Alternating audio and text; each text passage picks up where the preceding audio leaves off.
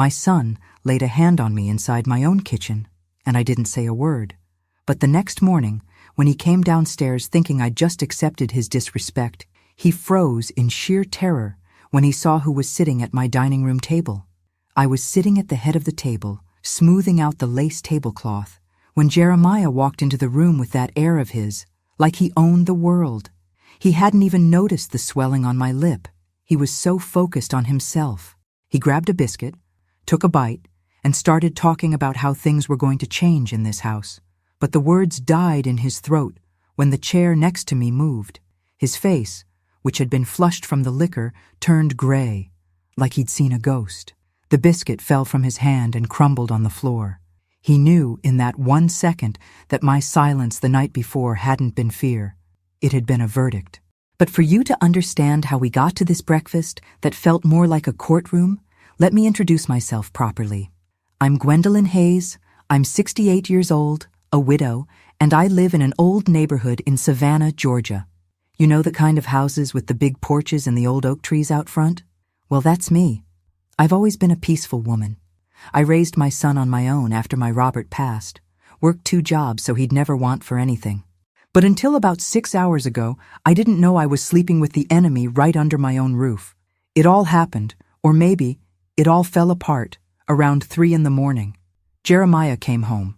I was in the kitchen, sitting in my rocking chair, listening to a hymn on the radio, real low, to calm my nerves. It was raining hard outside, but the sound that startled me was the key scraping in the front door, all rough-like. He stumbled in, smelling of cheap bourbon and cigarettes. I stayed quiet. He threw his keys on the hall table, and I heard something break. It was my ceramic vase, the blue one my grandmother gave me. He didn't even look back. He walked into the kitchen, and when he saw me, his anger just seemed to swell up. He started yelling, saying it was my fault his life was a mess, that I cared more about the house and my old junk than I did about him. I got up slowly and said, "Son, go to bed. You're not well." That's all it took. That was the trigger. He came at me. A 41-year-old man, strong, against his own mother. He grabbed me by my arms and shook me so hard I felt my teeth rattle. And then he shoved me. I went flying into the china cabinet. The hardwood hit my back and my head cracked against the glass. And it didn't stop there. He raised his hand and slapped me across the face. The sound was loud. The pain was hot. I tasted iron in my mouth right away. My lip was split. I didn't scream. I didn't cry. I just stayed there, crumpled up, looking at him. And him? He just huffed, turned his back, and went upstairs, leaving his mother bleeding in the kitchen. The silence in the house after that was heavy, you know? The kind of quiet after something breaks and there's no fixing it. I went to the little half-bath mirror. I washed my face with cold water. I saw the cut on my lip, the start of a bruise on my cheek. In that moment, looking into my own eyes, I didn't see a victim. I saw the Gwendolyn who survived too much to put up with that. I decided right then and there. That was the last time. I went back to the kitchen, cleaned up the blood, and instead of going to bed to cry, I started cooking. It was the only thing I could do to keep from losing my mind. I got out the flour, the butter, the baking powder. I grabbed that new set of champagne-colored non-stick baking sheets, you know? The one my sister sent me, she said they were the best 'cause nothing sticks to 'em. And they are, real pretty and sturdy. I used them all night long. While the world slept and my son snored upstairs, I baked dozens of biscuits on those sheets. Every time I kneaded the dough, I thought about what I had to do. With every batch that came out golden from those baking sheets, my plan got clearer. I wasn't going to fight him with yelling. I was going to use the one language Jeremiah seemed to have forgotten, respect, and the law. I set the table like it was Christmas. Lace tablecloth, fine china, fresh coffee. Everything perfect. When the clock hit 7:30, I was ready. The smell of the food went upstairs like bait. I knew he'd come down, and I knew he'd think everything was fine, 'cause a mother forgives everything, right? Little did he know that forgiveness this time was coming with a side of justice. Jeremiah came down, face all puffy and arrogant as ever. He saw the table set and gave a crooked smile. He thought he'd won. But then, at 8 o'clock sharp, The doorbell rang, and his world was about to come crashing down. The first batch of biscuits came out of the oven at 4:10 in the morning. The smell of butter and buttermilk spread through the kitchen, a smell that should have meant comfort, home, lazy Sunday mornings. But in the pre-dawn hours, it was the smell of my resolve. It was thick, almost suffocating. I set the hot baking sheet on the stove rack, and the metal made a little sound, a ting in the quiet house. My hands, covered in flour, looked like a ghost's. I moved around the kitchen with a calm that wasn't mine.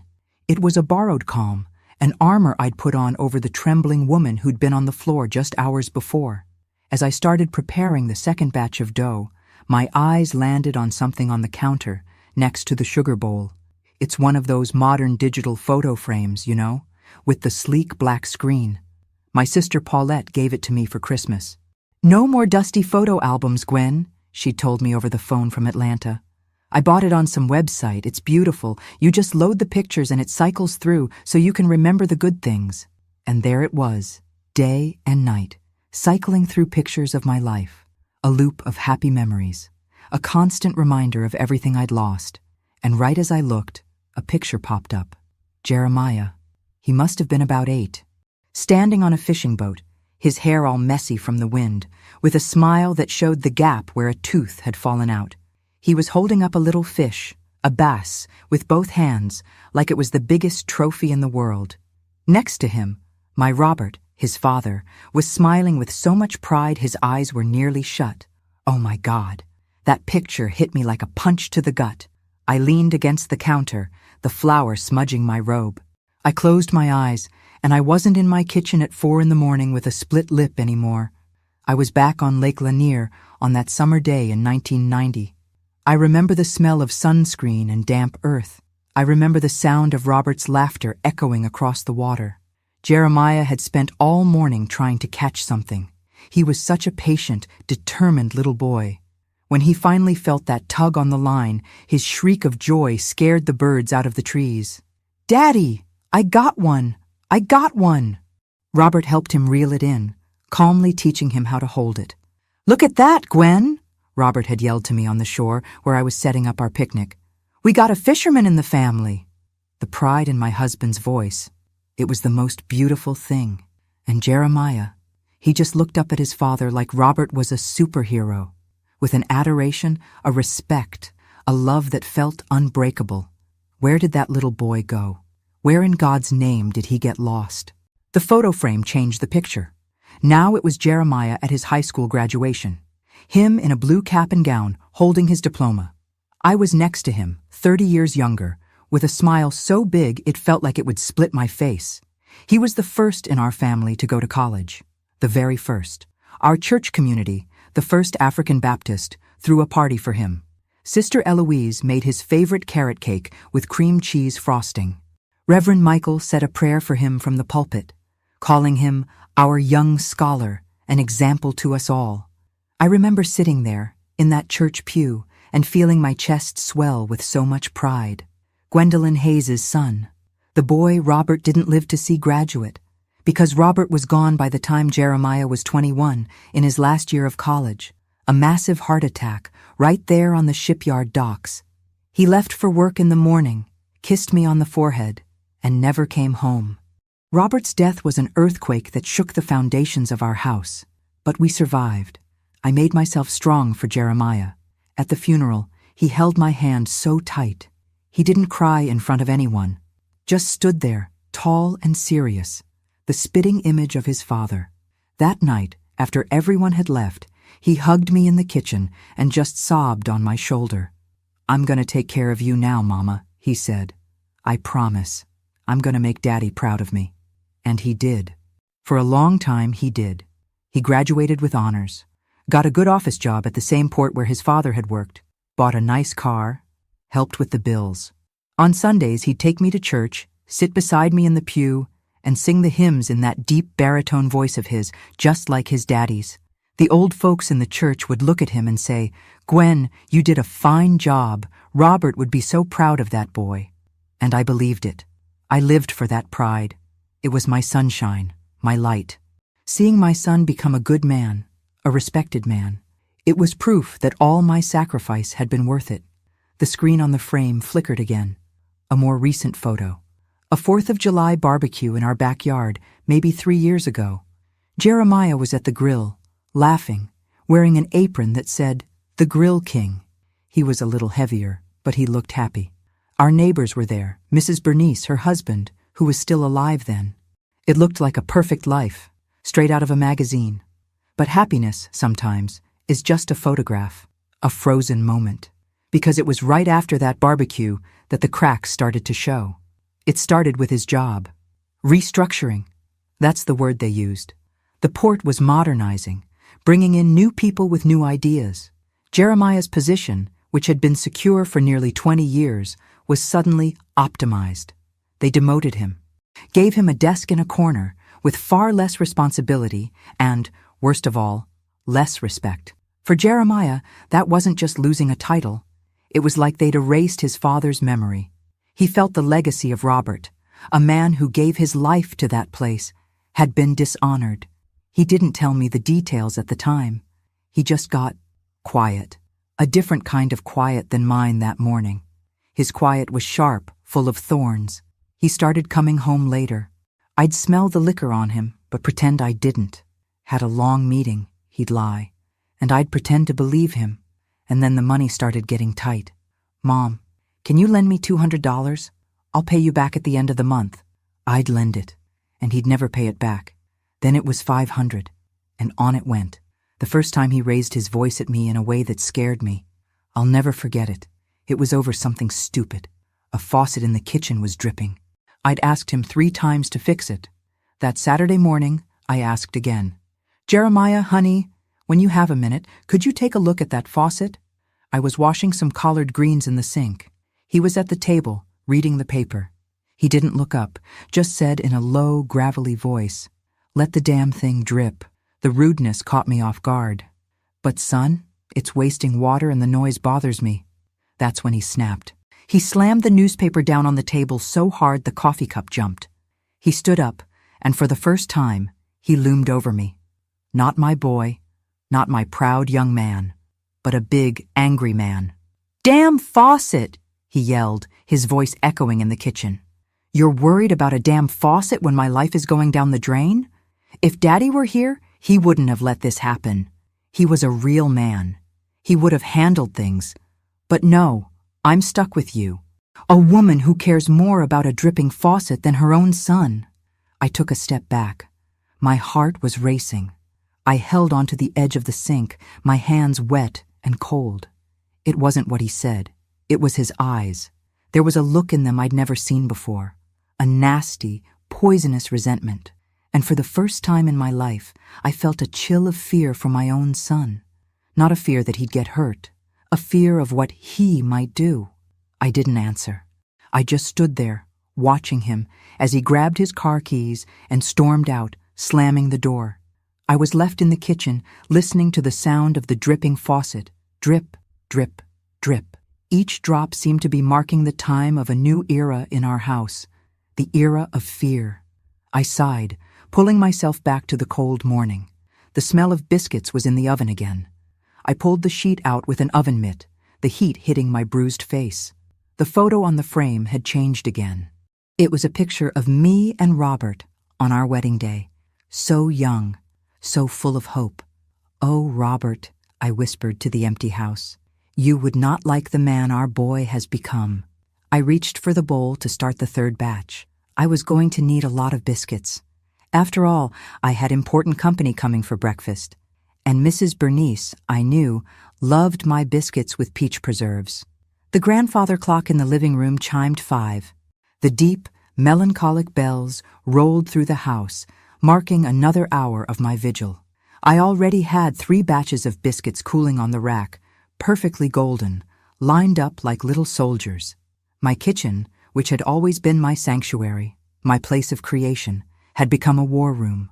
I moved with a precision that came from deep in my soul, but my body, oh, my body was starting to feel the toll of the night. My back, where I'd hit the china cabinet, ached with a dull, throbbing pain. My lip was swollen and pulsed, and exhaustion was beginning to seep into my veins, a slow poison. I needed coffee. Strong. I went to the counter and pressed the button on my coffee maker. It's one of those programmable ones, you know? A real modern thing I bought a few months ago. A red one, real pretty, that matched the accents in my kitchen. I bought it because I thought it would be practical. I could set everything up at night, the water, the coffee grounds, the filter, and program it to start brewing at 6 in the morning. I thought that if Jeremiah woke up to the smell of fresh coffee, maybe his mood would be a little better. Maybe he wouldn't wake up with that dark cloud already hanging over his head. What a fool I was, trying to use the smell of coffee to sweeten a man's bitterness. For the last few months, that coffee maker had become just another tool in my routine of walking on eggshells. I made sure the coffee was always ready, that his favorite mug, the big blue ceramic one, was clean and in its usual spot, that the newspaper was on the table. Any little thing out of place, any deviation from the routine I'd built to appease him, could be the trigger for a whole day of rudeness and punishing silence. As the hot water began to drip through the filter, releasing that wonderful aroma of roasted coffee, I let myself sit down for just a moment. I closed my eyes. The pain in my back flared, and the memories of the last 2 years came flooding in, like a tidal wave. They weren't good memories, like the ones on the digital photo frame. They were the memories I tried to shove to the back of my mind every single day. After that first blow-up over the faucet, things were never the same. That incident opened a door inside him, a door that let out a monster I didn't know. And I, out of fear, out of shame, out of a mother's love that was turning toxic, I let that monster make a home in my house.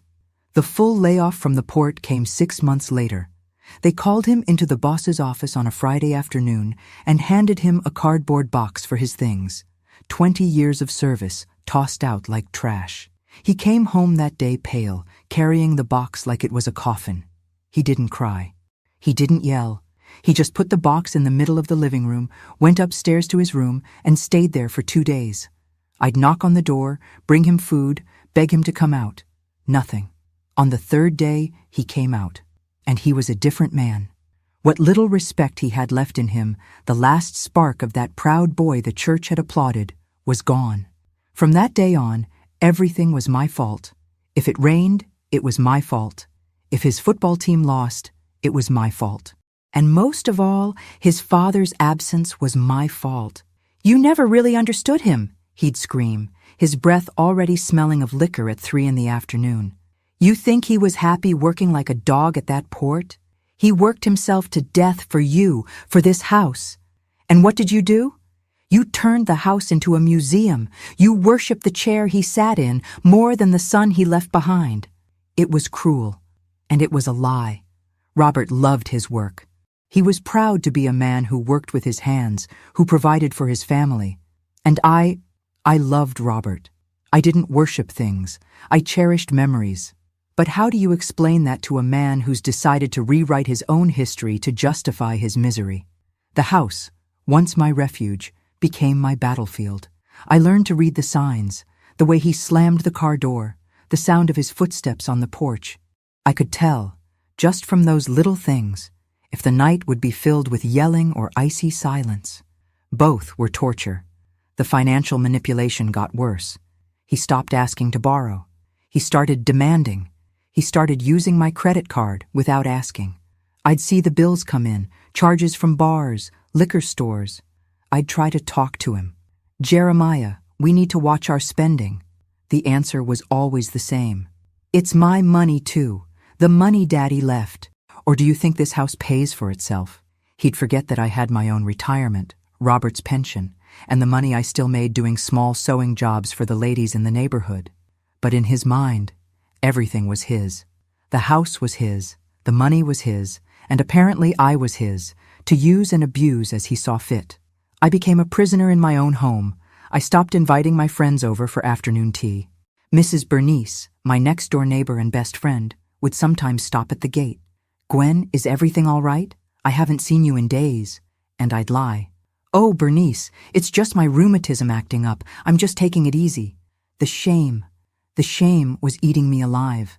How could I admit that my son, the young scholar, the pride of the community, was treating me like dirt? How could I tell her I was scared within my own four walls? I remember one night, a few months back. He came home drunk, as usual. But this time, he was euphoric. He'd won some money in a game of pool, I think. He came into the living room, where I was watching television, and plopped down on the sofa, laughing loudly. He wanted to talk, but I was so exhausted from living on that emotional roller coaster that I just couldn't. I just wanted peace. "Son, I'm tired. I'm going up to bed," I said, getting up. The change in his face was instant. The smile vanished. "Oh, of course. Now that I'm in a good mood, you're going to abandon me. But when I'm down, you just sit there, with that martyr face of yours, looking at me like I'm a worm, right?" He stood up and came toward me. He didn't touch me, but he stood in front of me, blocking my way. And he started talking. Low. And it was worse than the yelling. "You like this, don't you, Mom? You like seeing me suffer. It makes you feel superior. The holy widow who sacrificed everything for her ungrateful son. Is that the story you tell yourself? Is that what helps you sleep at night?" He just stood there, spitting that poison at me for nearly 10 minutes. And I just stood there, unable to move, just taking it. I felt myself shrinking, getting smaller, weaker, with every word he said. When he finally got tired and moved out of my way, I went up the stairs, shaking. I got to my room, locked the door, and sat on the edge of my bed. And for the first time in a long, long time, I cried. I cried silently, muffling the sobs in my pillow, so he wouldn't have the satisfaction of hearing me. The beeping of the coffee maker brought me back to the early morning. The coffee was ready. I stood up, the pain in my back reminding me that the violence of that night had been different. He had crossed a line, a physical line. He had touched me in anger. And the slap, that slap wasn't just to my face, it was to my soul. I opened the cupboard and took out my best china. The dinner set I got for my wedding, with the little hand-painted blue flowers. I rarely used it. It was for special occasions. And this, I decided, was the most special occasion of all. It was the day of my liberation. I set the table with meticulous care. The lace tablecloth, the plates, the silver cutlery that I'd polished just last week. I put a small vase with a white camellia from my garden in the center. The table was beautiful, a scene of peace and order, a perfect lie. As I put the cups in their places, I thought about the storm outside, the hard rain, the howling wind. It felt like nature was mirroring the turmoil inside me. But for the first time in a long time, I wasn't afraid of the storm.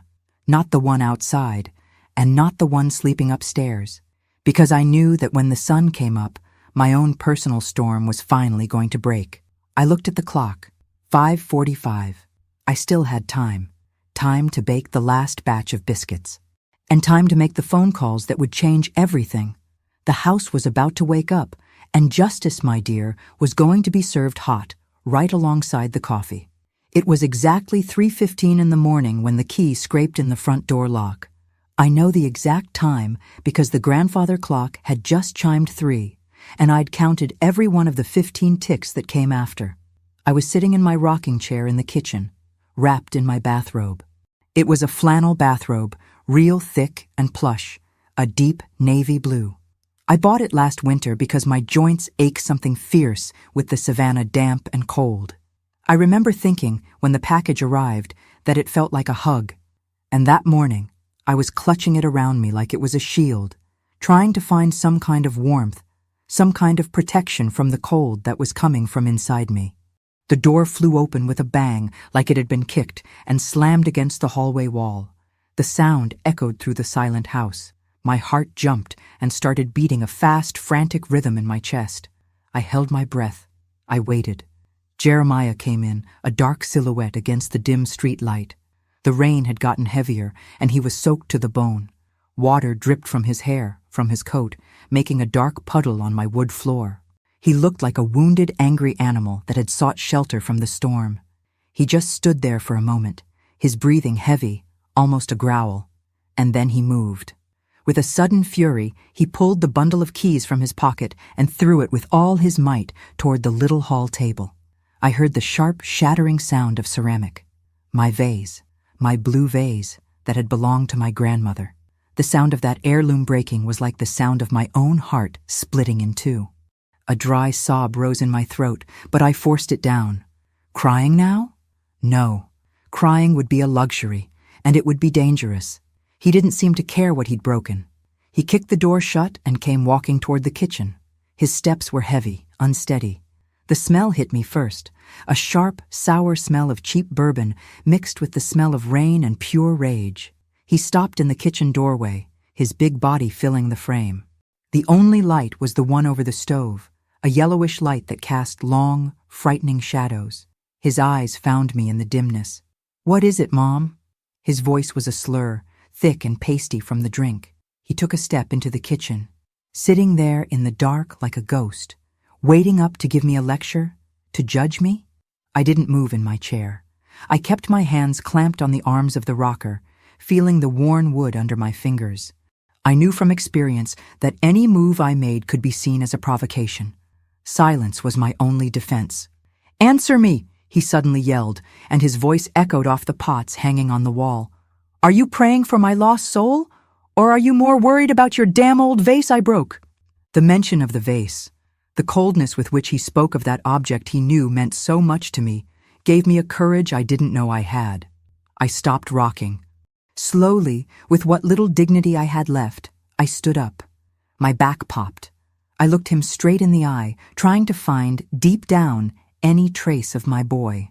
"Jeremiah, son," my voice came out steadier than I expected. "I'm not going to lecture you. I just want you to go get some rest. You're all wet. You'll catch a cold. We can talk in the morning when you're feeling better." It was the wrong thing to say. I should have known.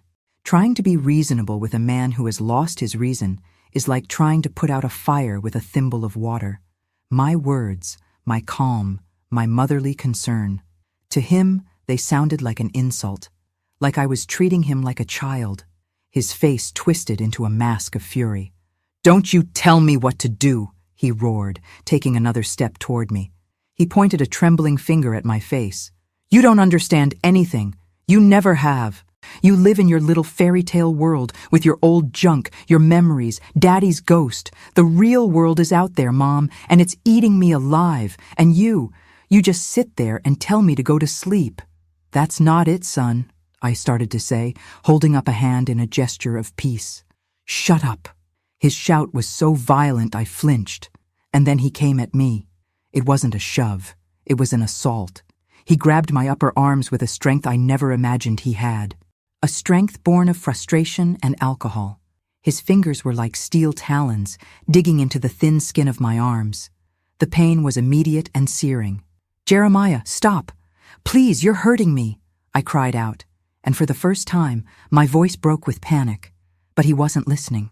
His eyes were glazed over, focused on something only he could see. He started to shake me, back and forth, violently. My body, frail and old, swung like a rag doll's. My head snapped back and forth. My glasses flew off my face and landed on the floor with a soft thud. The world around me became a blur of lights and shadows. The kitchen shelves, the refrigerator, the table, everything was spinning. "You only care about things, about this house, about him," he was screaming, and with every word he shook me harder. "I'm nothing to you. I never was. I'm just a burden, the failure son of the great Robert Hayes." I was getting dizzy. The air wouldn't come into my lungs. I tried to pull away, but it was useless. He was so much stronger. At some point, during the violent rocking, my feet lost contact with the floor. And that's when he threw me. It wasn't a push. He threw me. My body flew backward, toward the wall where my grandmother's china cabinet stood. Time seemed to slow down. I saw the dark wood of the cabinet getting closer, as if in slow motion. There was no time to protect myself, to put my arms out. The impact was brutal. First, my back hit with a deep, hollow thud against the solid wood. I felt like my spine was going to snap in two. The blow knocked the wind out of me in a single, painful gasp. And in the same instant, my head, carried by the momentum, whipped to the side and cracked hard against the corner of the cabinet. An explosion of white light and sharp pain behind my eyes. The sound was a dry snap, a crack, that seemed to echo inside my skull. The world went white for a second. A loud ringing, like a million bees, filled my ears. I slid down the wall, my legs like jelly, and collapsed to the floor. The pain was overwhelming. A throbbing pain in the back of my head, a sharp pain in my back, a burning pain in my arms where he had held me. I was stunned, confused. I tried to focus my eyes. I saw the kitchen spinning, the lights distorting. And then I saw him. He was standing a few feet away, his chest heaving, his fists clenched. He was looking down at me, on the floor, with an unreadable expression. And I thought, it's over. He'll stop now. He'll realize what he's done. But no, he took a step toward me. I flinched instinctively, trying to shield myself with my arms. And his hand came, open, fast, violent. The slap cracked through the air, an ugly, wet sound. It caught me square across the face. My head was thrown to the side from the impact.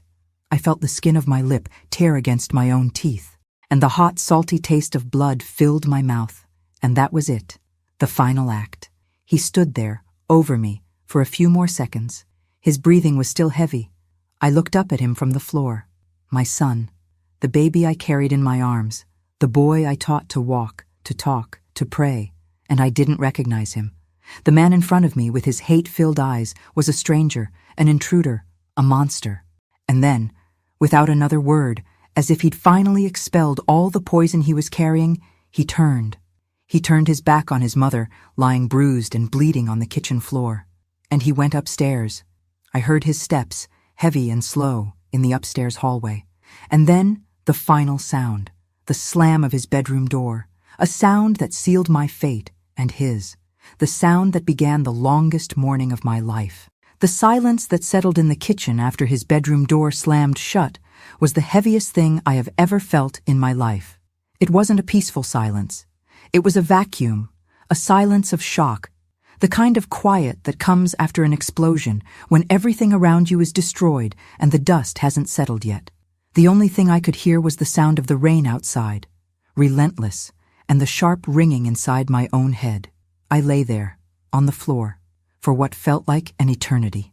My whole body ached, every muscle, every bone.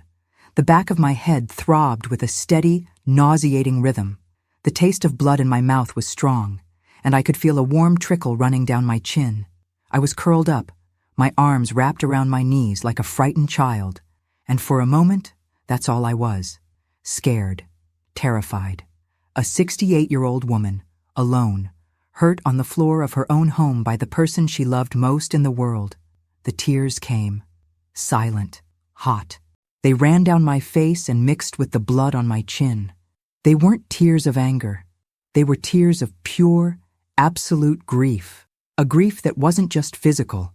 It was the pain of betrayal. The pain of looking at the fruit of your womb and seeing a stranger. The pain of realizing that the love you gave, the life you sacrificed, had produced this. A man capable of raising his hand to his own mother. I thought of my Robert. What would he say if he saw me like this? Robert was a gentle man, but a firm one. He never raised his voice to me in 30 years of marriage. He treated his own mother, a small, frail woman, like she was a queen made of crystal. If he saw what Jeremiah had become, his heart would break all over again wherever he was. The image of my husband gave me a spark of strength. I couldn't just lie here on the floor crying. Robert wouldn't have wanted that. My mother wouldn't have wanted that. My grandmother, who faced things I can't even imagine, certainly wouldn't have wanted that. I'm made of stronger stuff. I had just forgotten. With a groan of pain, I pushed myself up, using the leg of the kitchen table for support. The cold, solid wood gave me an anchor. Slowly, inch by inch, I got to my feet. My legs were shaking so badly I thought I'd fall again. I held onto the edge of the table, breathing deeply, trying to fight off the dizziness. The whole kitchen seemed to be swaying. When I felt a little steadier, I walked slowly, holding onto the furniture, to the little half-bath under the stairs. Every step was an agony. When I got there, I reached out a trembling hand and flipped on the light. And then, I looked in the mirror. The yellow light was merciless. The woman staring back at me was broken. My gray hair, which I always keep in a neat bun, was loose and disheveled, strands stuck to the sweat on my forehead. My face.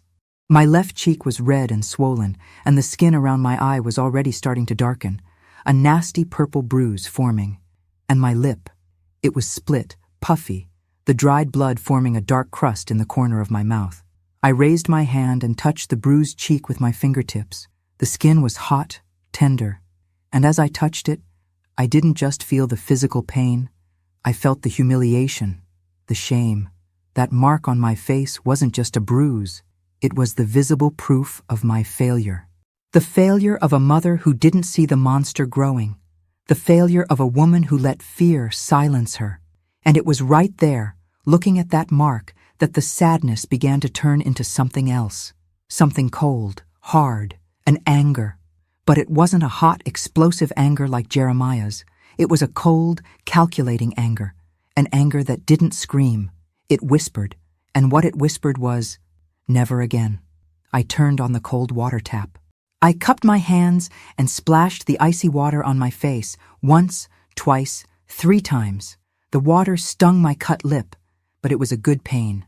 A pain that woke me up. I washed away the blood, the sweat, the tears. I dried my face with a small towel, patting gently at the sore area. And I looked in the mirror again. The broken woman was gone. The woman staring back now had steel in her eyes. There was pain in them, yes. A deep pain that might never go away. But there was no more fear. The fear had been burned away by that cold anger. In its place was resolve, a deadly calm. The calm of someone who has hit rock bottom and found that the ground was solid stone and you could push off of it to go back up. I thought about my options. I could do nothing. In the morning, I'd put on some makeup to hide the bruise. I'd say I fell. Jeremiah might apologize with that weepy, sorry little boy voice he used. I'd pretend to accept it. And we'd go back to our routine of walking on eggshells until the next explosion. And the next, and the next. Until when? Until he pushed me harder? Until my head hit a corner in a way that I didn't get up from? No, that option was dead and buried. I could pack a bag and leave. Call my sister Paulette in Atlanta, ask for shelter. Abandon my home, my memories, my life. Leave Jeremiah here to drown on his own in his bitterness and his liquor. But this house was mine. It was my sweat, my husband's sweat, that paid for it. Why should I be the one to run? I had done nothing wrong. I would not be the fugitive. So that only left the third option. The hardest one. The most painful one. The only one that felt like a real solution. The only one that could, maybe, save my life. And who knows, in some twisted, terrible way, his life too. I left the half bath. The kitchen was still a mess. My glasses were on the floor, near the rocking chair. I picked them up. One of the lenses was cracked. I put them on anyway. The crack in the lens seemed like a symbol of how I saw the world now. Everything was broken. I walked through the dark living room. The ticking of the grandfather clock seemed louder now, marking the rhythm of my decision. I went to the phone, an old rotary phone that sits on a little table in the hall. But I didn't use it. I went to the kitchen and got the cordless phone, a more modern handset I bought a few years back. One with big backlit buttons, you know? One of those for older folks, to make dialing easier. I bought it because my fingers sometimes get stiff from arthritis. I never thought I'd be so grateful for those big buttons because my hands in that moment were shaking. Not from fear, but from a nervous determination. I took the phone into the dining room. I sat in my chair, at the head of the table, the same table where, in a few hours, everything would happen. I took a deep breath, and I made the first call. The night was still dark, but my mind had never been so clear. The plan began to form, piece by piece. It wasn't a plan for revenge. It was a plan for survival. I didn't want to destroy my son. I needed to stop the monster he'd become. And if to do that, I had to break his heart, and my own, into 1,000 pieces, then so be it. Some hearts need to be broken so the light can get in. I grabbed an item I'd thought about using earlier, but gave up on. A high-coverage concealer. I'd bought it online after seeing an ad that promised to cover any imperfection. It was from a fancy brand, in a little gold tube. I bought it thinking I'd hide my age spots, the dark circles from sleepless nights. When I looked in the mirror after the assault, my first instinct was to think, tomorrow, I'm going to need a lot of this. But now, looking at the little gold tube in my hand, I threw it in the drawer with force. No more covering up, no more hiding. The truth, as ugly as it was, needed to be seen. The world needed to see it. And more importantly, Jeremiah needed to face, in the light of day, the mark he had left on me. The shame would no longer be mine alone. From that moment on, I was going to share it with him. I was sitting in the darkness of the dining room, the cordless phone heavy in my hand. The silence of the house was almost absolute, broken only by the steady sound of the rain and the electric hum of the refrigerator in the kitchen. I looked at the illuminated buttons on the handset. Each number seemed like a challenge. To dial meant to make it all real. It meant crossing a point of no return. For a second, the mother inside me, the one who gave birth, who nursed, who stayed up all night with fevers, hesitated. A weak voice whispered in the back of my mind, "That's your boy, Gwen, your only child. You can't do this to him." But then the pain in my head throbbed, sharp, and the taste of blood returned to my mouth. The hesitation vanished like smoke. That man upstairs, snoring in the room I'd so lovingly decorated, was not my boy anymore. My boy wouldn't throw me against a cabinet. My boy wouldn't raise a hand to me. That man was a dangerous stranger, and I needed to protect myself from him. I took a deep breath and dialed the first number. My fingers trembled a bit, but I dialed with a firm press. The sound of the ringing, that re, sounded absurdly loud in the quiet house. It was almost 4 a.m. I was calling to wake up a 73-year-old retired federal judge. On the other end, on the third ring, a sleepy but instantly sharp and authoritative voice answered. "Hello? Bernice? It's me, Gwen. I'm so sorry to call at this hour, my dear." There was a pause. I heard her stirring, the sound of fabric. The sleepiness in her voice vanished, replaced by immediate concern. "Gwendolyn? For heaven's sake, what's happened? Are you all right? Is it Jeremiah?" Mrs. Bernice Johnson, my neighbor for over 40 years.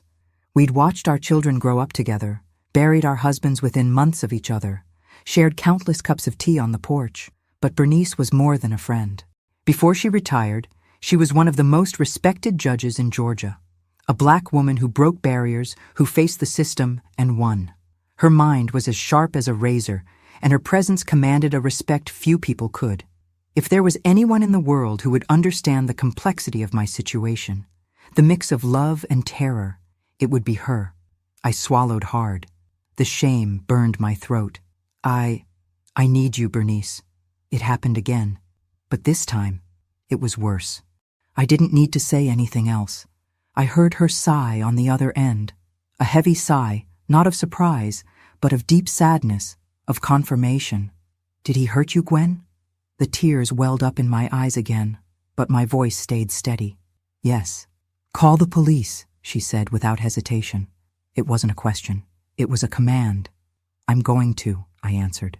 "But first, I need to ask you something. I know it's a lot to ask, but could you come over for breakfast? At 8 o'clock sharp?" Another pause. I could almost feel the gears of that brilliant mind turning. She didn't ask why I wanted to serve breakfast in a situation like this. She understood. She understood this wasn't about food. It was about bearing witness. It was about authority. "Gwen, I'm not coming for breakfast." Her voice turned hard as steel. "I'm coming to hold court. Where is your boy now?" "Sleeping, drunk, in his room," I whispered. "Good," she said. "Let him sleep. Don't talk to him. Don't make a sound.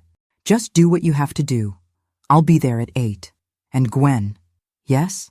"You're doing the right thing, the hardest and the rightest thing. I'm proud of you."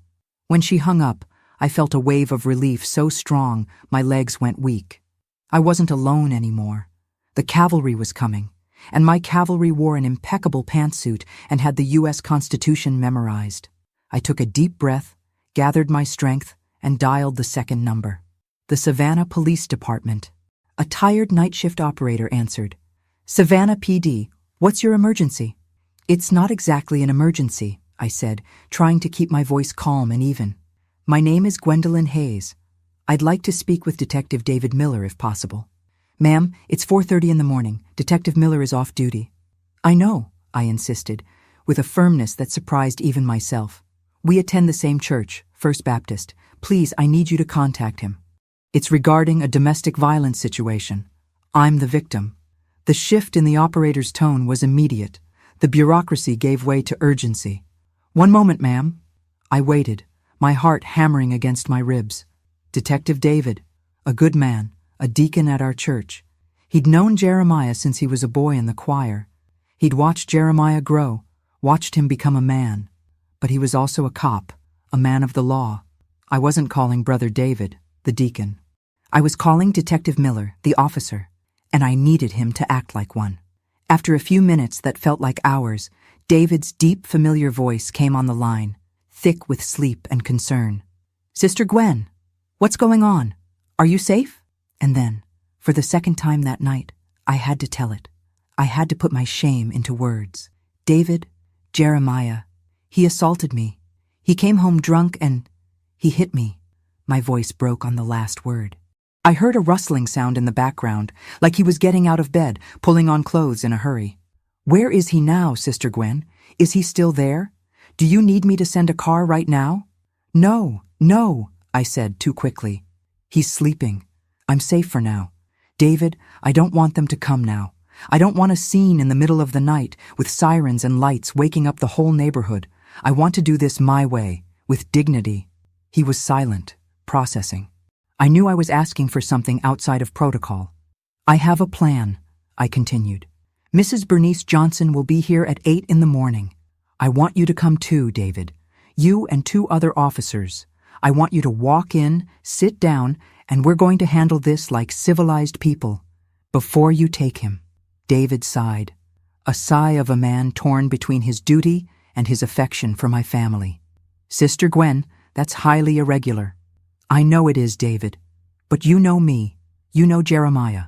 You know if a squad car shows up here with sirens blazing, he'll react badly. He'll fight. He'll scream. It'll turn into a circus. I don't want that. I want him to look me in the eye. I want him to look Mrs. Bernice in the eye. And I want him to look you in the eye, David. I want him to understand what he's done. I don't want him to be just another drunk being dragged out of his house.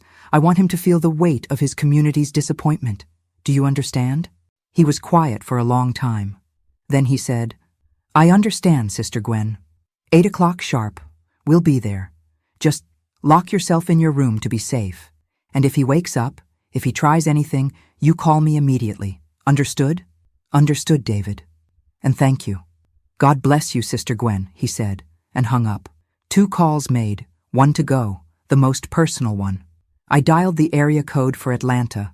My sister, Paulette. She picked up on the first ring, as if she'd been waiting. Gwen? I felt it. I knew it was you. What did he do? Paulette and I always had that connection. She knew. She always knew. I told her everything. The broken vase, the yelling, the shove, the slap. She listened in silence, with just the sound of her breathing on the other end of the line. When I finished, she didn't say, I told you so. She didn't say, you should have left a long time ago. She just said, her voice thick with anger and love, what are you going to do? I've called Bernice and Detective David.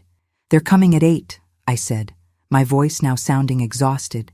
I'm turning him in, Paulette. A sob escaped her. Oh, Gwen, my dear sister. I'm so sorry. I know, I said. I wanted you to know. I wanted someone in our family to know what I'm doing, so that, if I ever doubt myself, you can remind me of today, of this night. I'll remember, she promised. I'm getting the first bus to Savannah in the morning. I'll be there by the afternoon. Thank you. Take care of yourself, Gwen, and know this. You are the strongest woman I know. I hung up the phone. I placed the handset back in its cradle. The 3 calls were made. The 3 pillars of my plan were in place. Moral authority, the law, and family. I felt a deep weariness, an exhaustion that came from the soul. But at the same time, I felt light, as if a 2-ton weight had been lifted off my back. The weight of silence. I looked at the clock. Almost 6 in the morning. The sky outside was beginning to lighten, from a deep black to a bruised bluish gray. The storm had passed. I had 2 hours. 2 hours to finish preparing breakfast. 2 hours to get myself ready. 2 hours to prepare for the final battle. I went to the kitchen and started making the peach preserves. Justice, after all, was going to be served, and it would have a bittersweet taste. The gray morning light started to filter through the kitchen windows, revealing the silent chaos of my vigil. There was a dusting of flour on the floor, dirty bowls in the sink, and the sweet, heavy smell of biscuits hanging in the air. The sky outside was pale, washed clean by the night's rain. It was the calm after the storm, and I felt that same calm inside me. A strange, cold calm, but an unshakable one. The exhaustion weighed on my shoulders like a shroud, but my mind was sharper than ever. Less than 2 hours to go. I needed to finish setting the stage. It wasn't enough to just have law and order on my side. Jeremiah needed to understand what he was losing. He needed to see, in a concrete way, the home he was destroying, the mother he was throwing away. His punishment wouldn't just be legal. It had to be visual, emotional. I started cleaning the kitchen with a renewed energy. I washed the dishes, scrubbing each plate and bowl with a force like I was scouring the filth from my own soul. I dried everything and put it away. I wiped the flour from the counter and the floor. The kitchen, in 20 minutes, was spotless, gleaming in the morning light, as if the violence and despair of the night had never happened. It was a facade, a beautiful, orderly facade, just like the life I had been leading for the past 2 years. Then I turned to the food. The biscuits were already done, dozens of them, piled on a white ceramic platter. I went to the pantry and got a can of peaches and syrup. I opened it and poured the contents into a saucepan, adding some brown sugar, a dash of cinnamon, and some freshly grated nutmeg. As the peaches bubbled on the stove, the sweet and spicy aroma mixed with the buttery smell of the biscuits. It was the smell of Jeremiah's childhood. When he was a boy and got sick, I'd make him these same preserves to eat with toast. He used to call it his sweet medicine. The irony of it. I was preparing the most bitter medicine of his life, and he didn't even know it. While the preserves thickened, I put a large pot of water and salt on to boil for the grits. Creamy grits with plenty of butter and a little bit of sharp cheddar stirred in at the end. Soul food. Food for the soul. But right then, it felt more like food for a condemned man. A last meal. As the water boiled, I focused on an important detail. The knives. I had a set of kitchen knives Robert had given me for a birthday many years ago. But last year, the wooden handle on my favorite chef's knife had cracked. Paulette, always paying attention, sent me a new set as a gift. It was from some German brand, high-quality steel, and they came in a heavy wooden block. "So you can chop your collards easier, sis," she'd joked. I kept them razor-sharp. I took the paring knife from that block. The blade gleamed. I used it to slice some fresh fruit to garnish the table. Strawberries, cantaloupe. Every cut was precise, clean. I moved with the skill of a woman who'd spent her life in the kitchen. But that morning, there was something else in my movements. A surgical precision, like a doctor preparing for a delicate operation on which a patient's life depended. And in a way, my life depended on what was about to happen.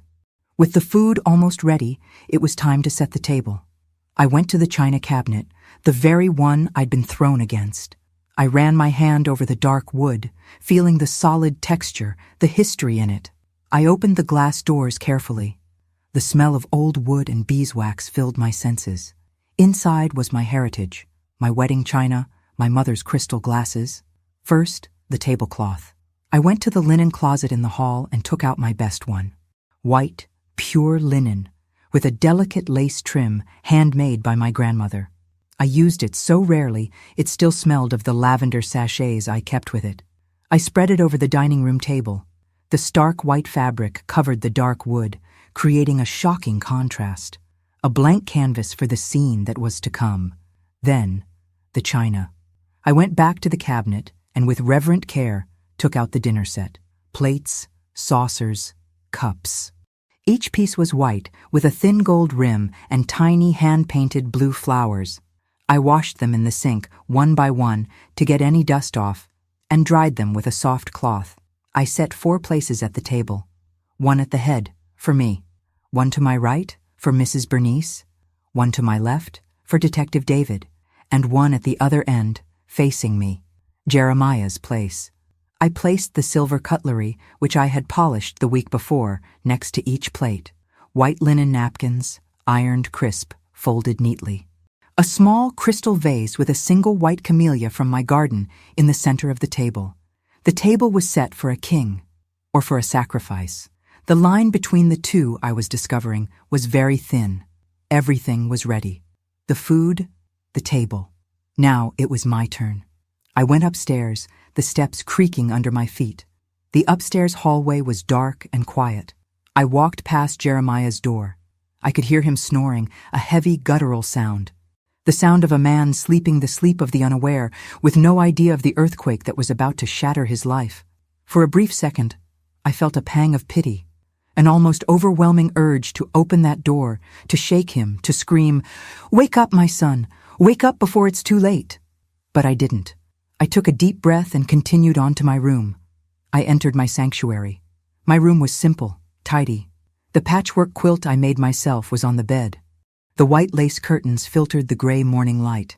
I went to the bathroom and looked at myself in the large mirror. The sight was still shocking. The bruise under my eye was darker now, an ugly smudge of blue and purple. My lip more swollen. I needed a shower. I needed to wash the smell of fear and flour from my body. I turned on the tub faucet and let the hot water run. I added some lavender bath salts, and the fragrant steam filled the bathroom. While the tub filled, I went to my closet. I didn't hesitate. I went straight to the back, where I kept the clothes I rarely wore, and I took out the dress. It was a Sunday dress made of crepe in a deep, almost navy blue.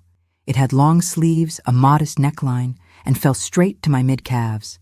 It was an elegant, sober dress, the kind of dress you wear to church or to a funeral, or, as I was about to find out, to a judgment. I took my bath. The hot water stung my bruised back, but also relaxed my tense muscles. I washed my hair, scrubbing my scalp hard. I tried not to think. I just focused on the sensations, the water, the soap, the steam. I got out, dried myself off, and put on the blue dress. It fit perfectly. I combed my wet hair and pinned it into a low, tight bun at the nape of my neck. I looked in the mirror again. The bruise and the cut lip stood out even more against my clean skin and the dark fabric of the dress. And that's exactly what I wanted. I wasn't going to hide a thing. My wounds were my witnesses. I sat at my vanity. I don't wear much makeup, just a little powder and some lipstick. But that morning, I made a point of it. I dusted my face with rice powder to take away the shine. And then, I opened the drawer and took out something I kept for special occasions. A belt. But not just any belt. It was a back support belt. One of those ones the doctors recommend, you know? A discreet one, skin-toned, to wear under my clothes. I'd bought it online some time ago for the days when my arthritis acted up real bad. I put it on under the dress, pulling it tight. It gave my back immediate support, easing the pain from the blow against the china cabinet and, more importantly, forcing me to keep my posture straight. I would not slouch. Not today. I looked at the clock on my bedside table. 7:40. It was almost time. I went downstairs. The house was filled with smells and a silent expectation. I poured the fresh coffee into a porcelain pot, the grits into a tureen, the preserves into a crystal bowl. I carried everything to the dining room table. Everything was perfect, dangerously perfect. I sat down in my chair at the head of the table. I smoothed the blue dress over my knees. My hands were calm now. My heart was beating in a steady, slow rhythm. I was ready. And that's when I heard it, the sound of footsteps upstairs, the creak of the floorboards in Jeremiah's room. He was awake.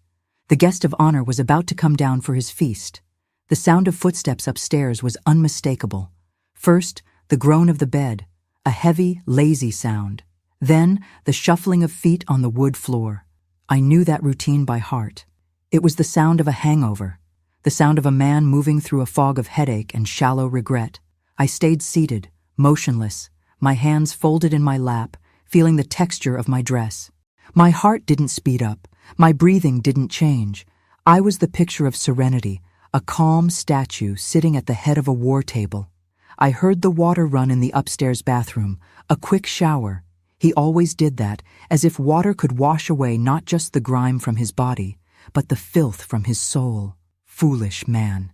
His filth was bone deep. The footsteps started again, now coming down the stairs. One step at a time, heavy, deliberate. The staircase in our house is old, solid wood, and each step has its own unique groan. I knew them like I knew the notes of a hymn. I could tell, just by the sound, where he was, halfway down, 3 steps to go, now in the front hall. There was a pause. I knew what he was seeing, the hall table and the broken shards of my blue ceramic vase on the floor. I hadn't cleaned it up. I'd left it on purpose. I wanted it to be the first thing he saw, the physical evidence of his nighttime rage. I had hoped it might bring him a sliver of shame, of remorse, but what I heard next wasn't a sigh of regret. It was a huff, a sound of disdain. And then I heard the sound of the shards being kicked into a corner with the toe of his shoe, carelessly, like it was just trash. In that moment, any lingering shred of pity I might have had for him evaporated. All that was left was the coldness of my resolve. And then he appeared in the dining room doorway. He stood there, his hand on the doorframe, and blinked, adjusting to the light. The morning sun, still weak, was streaming through the large window, illuminating the set table. He was dressed in wrinkled khaki pants and a polo shirt that had seen better days. His hair was still damp from the shower, but his face was puffy, his eyes red and small. The stubble on his chin gave him an air of slovenliness, of defeat. He took in the scene. The white lace tablecloth, the fine china, the gleaming silver cutlery, the steaming platters of food, the smell of coffee, biscuits, peach, and cinnamon. He scanned it all, and a look of confusion settled on his face. He was expecting yelling, accusations, or at best, my silent treatment, my contempt. He wasn't prepared for this unexplainable celebration. He looked at me, and for the first time that morning, he seemed to really notice my face. I saw his eyes fix for a second on my swollen lip, on the bruise blooming on my cheek. But his reaction wasn't shock or guilt. It was an almost imperceptible twitch of his lips, a glimmer of satisfaction, of power. And then, the confusion on his face morphed into something else. Arrogance. A slow, crooked smile spread across his face. He had read it all wrong. In his sick mind, this feast wasn't a trap. It was a peace offering, a white flag. In his mind, the slap from the night before had worked. He had finally tamed me. He had put me in my place. And now, like a good, submissive mother, I was pleasing him, apologizing with food. The sight was so absurd, so twisted from reality, that I almost would have laughed if it wasn't so tragic. "Well, well," he said, his voice still hoarse from the hangover. He straightened up, puffing out his chest, and walked to the table like a king surveying his domain. "To what do I owe the honor of this grand banquet?" I didn't answer. I just watched him, keeping my expression neutral. My silence seemed to amuse him even more. He pulled out his chair, the one at the opposite end from me, and threw himself into it with a thud. He picked up a linen napkin, looked at it with a fake air of sophistication, and tossed it in his lap. Then he reached out and took a biscuit from the basket, the most perfect one, the most golden one of all. He held it up for a moment. "I gotta admit, Mom, nobody makes biscuits like you." And then he took a huge bite. He ate with his mouth open, without any manners, crumbs falling from his mouth onto the pristine tablecloth. He chewed loudly, and after he swallowed, he pointed what was left of the biscuit at me. "There you go, Mom," he said, his voice full of that cruel victory. "See, you finally figured out who's in charge around here, huh? A little discipline, and things fall right back into place. That's how it's gotta be." His words hit me, but I didn't show it. On the outside, I was a statue of ice. On the inside, every word he spoke was another nail in the coffin of my old life. He felt no remorse. He felt pride. Pride in having hurt me. Pride in having humiliated me. He believed violence was the answer. I just stared at him from across the table. The silence stretched. He shrugged and picked up his coffee cup. He was about to pour himself some when the sound cut through the air. Ding-dong. The sound of the doorbell. Sharp, clear, punctual. Jeremiah stopped, his hand hovering over the coffee pot. A scowl of irritation formed on his forehead. "Who the hell is it at this time of morning? Did you invite someone?" "Yes," I said, and it was the first word I had spoken that morning. My voice came out calm, steady. "I did." "You what?" he growled, slamming the cup down on its saucer. "I don't want to see anyone. Send them away, whoever it is." I ignored his command. With a slow, deliberate movement, I placed my hands on the table, pushed myself up, and stood. I smoothed the front of my blue dress, and I walked, without hurrying, out of the dining room and toward the front hall. "Mom, didn't you hear me? I said, send them away." His voice followed me, full of anger at my disobedience. I didn't look back. I just kept walking. My Sunday shoes made a soft sound on the wood floor. I reached the front door. I took one last deep breath. I looked at my distorted reflection in the glass of the door. I saw the woman in blue, with the bruised face and the posture of a queen. It was time. I turned the brass knob and pulled the door open. The Savannah morning air drifted in, fresh and damp. On my porch stood the three people I was expecting. Mrs. Bernice Johnson, immaculate in her peach-colored linen suit, wearing a string of pearls and a serious expression that would make any lawyer tremble. Beside her, Detective David Miller, tall and imposing in his uniform, his cap held in his hand, his face grim with concern and duty. And behind him, two younger officers, both with professional, neutral expressions. I looked at Bernice. She looked at my face, at my lip, at my eye. I saw a flash of fury in her eyes, but she controlled it instantly. She just gave me a nod, an almost imperceptible movement. But it said everything. "I'm here. We're here." "Good morning, Gwendolyn," she said, her voice as firm as a judge's in a courtroom. "Good morning, Bernice." "Detective," I said, my voice just as steady. "Please, come in. The coffee is served." I stepped back from the door, holding it open for them. They entered in silence, one by one. Their presence filled my small hallway. Authority, the law. They walked behind me, toward the dining room. Jeremiah, who had gotten up, annoyed, to see what was going on, was standing in the doorway of the room. And that's when his world fell apart. When he saw the group walking in, when he saw Mrs. Bernice with her courtroom air, when he saw the uniform on Detective David and the other two officers, his jaw dropped. The arrogance melted away like sugar in the rain. His face went from annoyed to confused, and from confused to the purest, most absolute panic. The color drained from his skin, leaving behind that sickly grayish tone of sheer fear. His wide eyes jumped from me to them and back to me. He opened his mouth to say something, but no sound came out. His hand, which was still holding a piece of the biscuit, went limp, and the biscuit fell. It hit the china plate with a dry clink, then rolled onto the floor, breaking into crumbs. A tiny sound, the sound of the end of his reign. The silence in the dining room was so thick it felt like it had weight. The only sound was the slow, steady ticking of the grandfather clock in the next room, each second marking Jeremiah's agony. He was frozen in place, his face a gray mask of terror. His eyes, wide and disbelieving, darted from one face to another like a cornered animal looking for an escape route where there was none. He looked at me, and for the first time, I saw in his eyes not anger or contempt, but a terrified question. "Mom, what have you done?" I didn't have to answer. Mrs. Bernice Johnson did it for me with her actions. With a calm that was both terrifying and magnificent, she took a step forward. She completely ignored Jeremiah's presence, as if he were an unimportant piece of furniture. She walked with her usual elegance to the dining room table.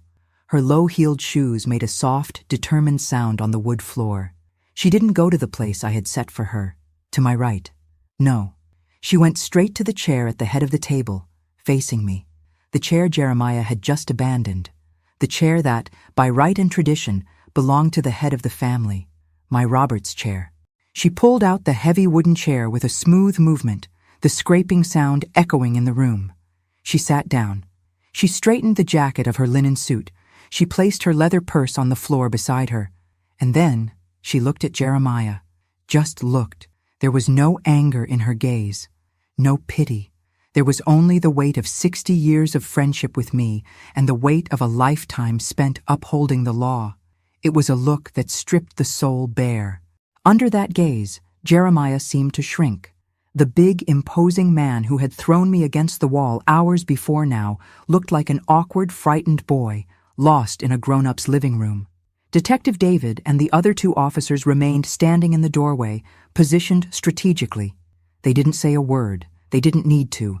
Their presence, the dark blue uniforms, the belts with their holstered weapons, it all spoke for itself. They were the consequence. The physical and legal answer to the violence of the night. Mrs. Bernice, still without taking her eyes off my son, reached out and took the porcelain coffee pot. "This coffee smells wonderful, Gwendolyn," she said, her voice calm and velvety, as if she were commenting on the weather at an afternoon tea. She poured herself a cup, the dark steaming liquid filling the white china. She took the small cream pitcher and added a drop. She stirred the coffee with a silver spoon, the gentle clinking of metal against porcelain cutting through the tension. She took a sip, and then she placed the cup back on its saucer with calculated delicacy. Finally, she spoke to Jeremiah. "Jeremiah," she began, and her voice was low, but it carried an authority that filled every corner of the room. "I remember when you were just a little boy. You used to come running to my fence, a dandelion in your hand, and say, 'Look, Aunt Bernice, a flower for you.'" Jeremiah swallowed hard. His Adam's apple bobbed. "I remember," she continued, "you carrying my grocery bags from the market, even when they were almost bigger than you were.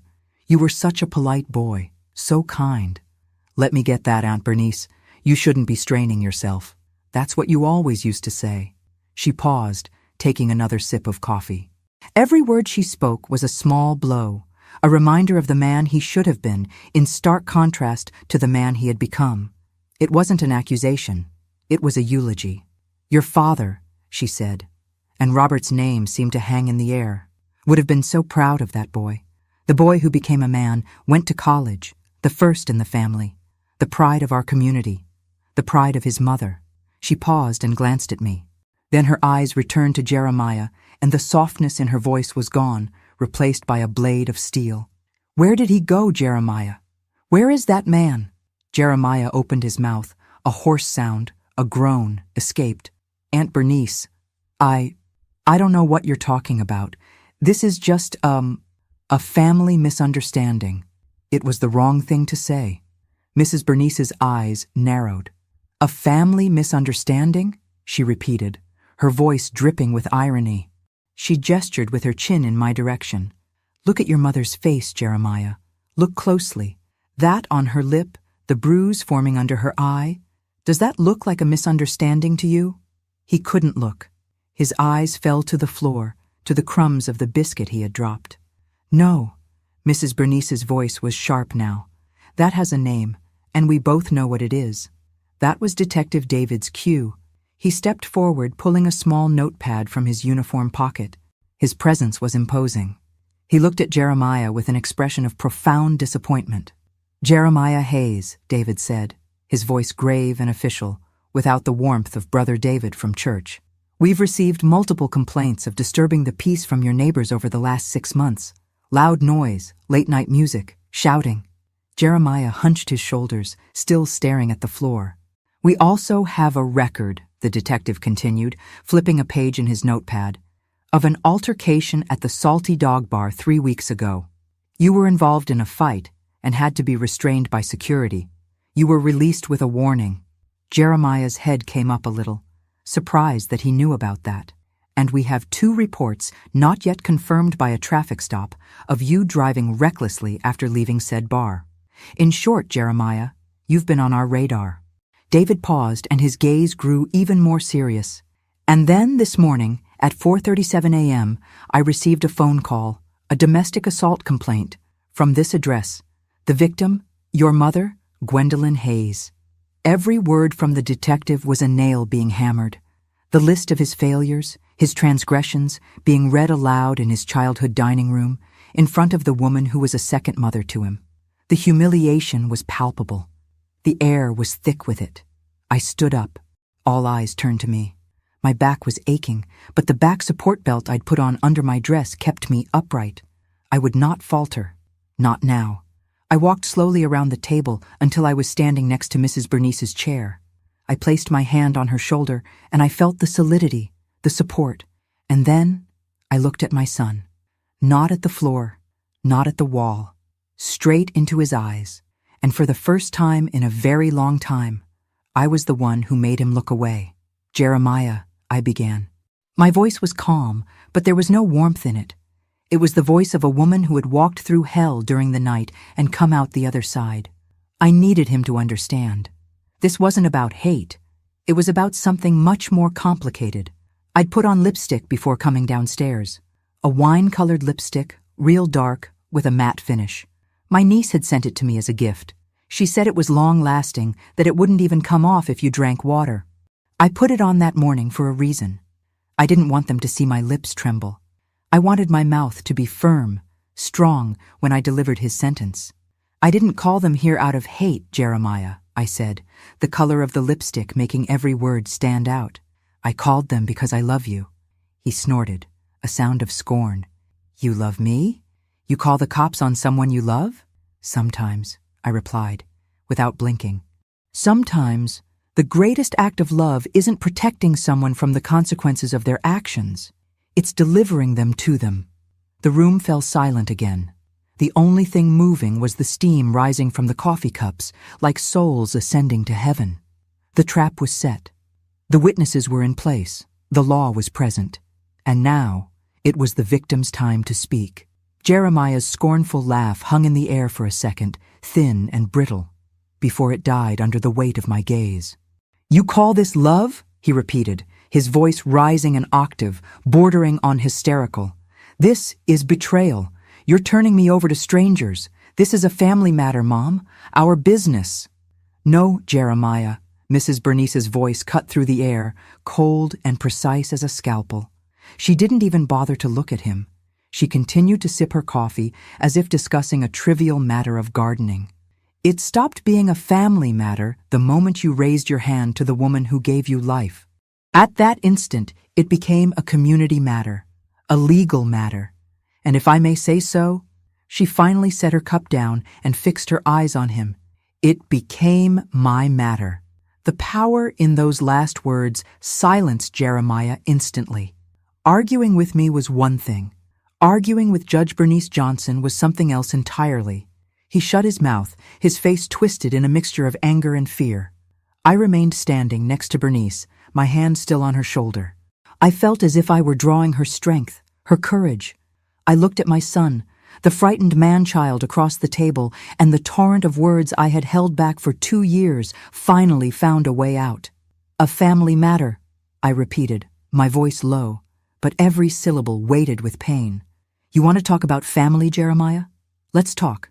Family is your father, Robert, working from sunup to sundown at that port, his hands covered in calluses, his back aching, to make sure you had books for school and food on this very table. That's family." I took a step, moving around Bernice's chair, getting a little closer to him. "Family, my son, is me, after your father was gone, working as a seamstress until my fingers bled and then going to clean floors in an office downtown, coming home in the dead of night, just to make sure your college tuition was paid, to make sure you'd have a better future than we did. That's family." He shrank back in his chair, unable to meet my gaze. "And you?" I continued, my voice beginning to tremble, not with weakness, but with a righteous anger finally breaking free. "What did you do with this family? You took your father's sacrifice and my sacrifice, and you spat on it. You took the pain of your demotion, your frustration, your inability to deal with life's problems like a man, and you turned it into a weapon. And you aimed that weapon at me, the only person in the world who never, ever gave up on you." The tears began to stream down my face, but I didn't care. I didn't wipe them away. I let them fall, like liquid witnesses to my pain. Night after night, Jeremiah. Night after night, I sit in that kitchen and I pray.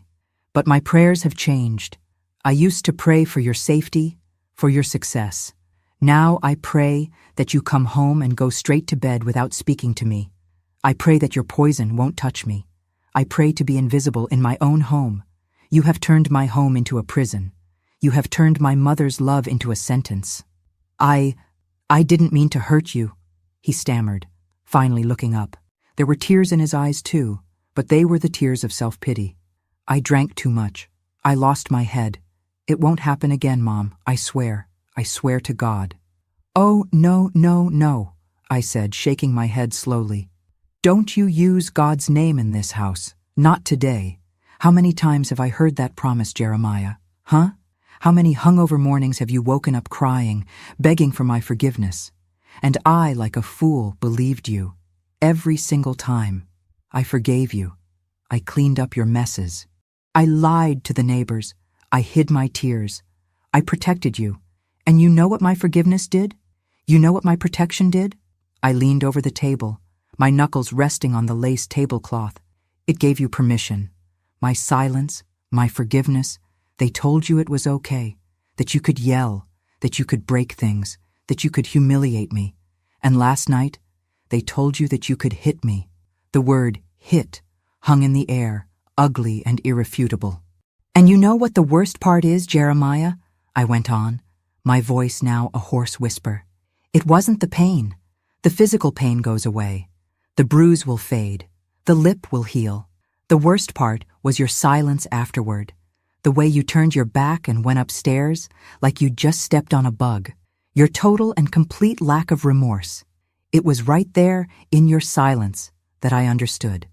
I understood that I wasn't dealing with my son having a bad day anymore. I was dealing with a man who took pleasure in inflicting pain on someone weaker, and that person was me." I straightened up. I glanced at Detective David. His face was impassive, but I saw the pain in his eyes. He was a father of 2 girls. He understood. "I carried you for 9 months, Jeremiah," I said, turning my gaze back to my son. "I raised you. I gave you my life, and my mother's love is the strongest thing I have. But my love does not require me to be your punching bag. My love does not require me to be an accomplice to your destruction. And protecting you from yourself at this point is exactly that. It's helping you destroy yourself and taking me down with you." He started to cry for real now. Loud, childish sobs. "Mom, please, don't do this. I'll go to rehab. I'll stop drinking. I'll go back to church. Anything. But don't let them take me, please. It's a family matter." "The law is clear on domestic assault, Jeremiah," Detective David's voice sounded, calm but final. "It's not something we can ignore." "What will the neighbors say?" he whimpered, in a last, pathetic attempt to appeal to my shame. And that's when I picked up my watch, a gold wristwatch, small and delicate, that used to be my Robert's. I wore it every day. I looked at the time, 8:15. I looked at him and said, "I don't care what the neighbors will say anymore. I've spent the last 2 years caring about that, and look where we are. From today on, I only care about one thing, my peace. And my peace, Jeremiah, begins with your absence from this house." I sat down in my chair again. I picked up my linen napkin, and with perfectly steady hands, I served myself a spoonful of grits. I wasn't going to eat, not really. My stomach was a knot of anguish. But the act was symbolic. I was taking back my life, my table, my house. Mrs. Bernice, seeing my gesture, nodded slowly. She turned to Jeremiah, his face a mess of tears and snot. "Your tears don't move me, boy," she said, her voice without a shred of sympathy. "An abuser's tears are always about himself, never about the pain he's caused. Your mother, by doing this, is giving you the only chance you have, the chance to face the man in the mirror, without the excuse of the bottle, without the shield of her easy forgiveness. She is forcing you to grow up. And that, Jeremiah, is the greatest, most painful, and truest act of love you will ever receive." She turned to Detective David and gave a slight nod of her head. It was the signal. The trial at the dining room table was over. The sentence was about to be carried out. Mrs. Bernice's nod was almost imperceptible, but to Detective David, it was as clear as the sound of a judge's gavel. He put his notepad away in his uniform pocket, and the small gesture marked the end of the conversation and the beginning of the action. He took a step forward, fully entering the dining room. The younger officer, who had been posted near the door, followed him. The air in the room, which was already heavy, became thin. I felt my chest tighten. It was real. It was happening. Jeremiah. Detective David's voice was formal, devoid of any warmth. He was no longer Brother David from church. He was the law. Please stand up and place your hands behind your back. Jeremiah's crying stopped abruptly, replaced by a look of panic and disbelief. He looked from David to me, and back to David. You can't be serious, he stammered. David, for God's sake, you've known me since I was a kid. You saw me get baptized, and you're going to arrest me? In my own house? In front of my mother? I'm arresting you because of your mother, Jeremiah, David replied, his voice firm, unwavering. And because the law requires me to. Now please, don't make this any harder than it already is. The second officer moved up behind Jeremiah's chair. The movement was what finally seemed to break my son's trance. The panic turned to rage. He shoved his chair back with a loud bang and jumped to his feet, his face red with anger.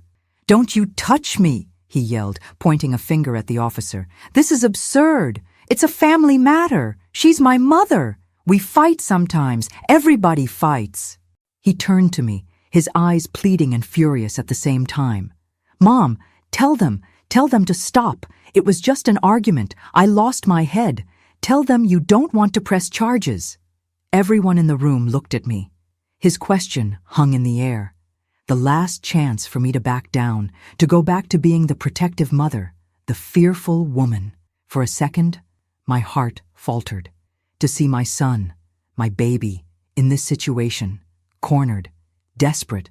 It was the hardest thing I've ever had to endure. I was holding a scarf in my hand, a silk scarf with a magnolia print that Robert had given me. I had grabbed it from my dresser before coming downstairs, anticipating tears, and now I was clutching it so tightly in my hand that my knuckles were white. The thin fabric was soaked, not with the tears I'd shed, but with the ones I'd held back. I looked at Jeremiah, at his contorted face, and I found my voice. I've said everything I have to say, Jeremiah.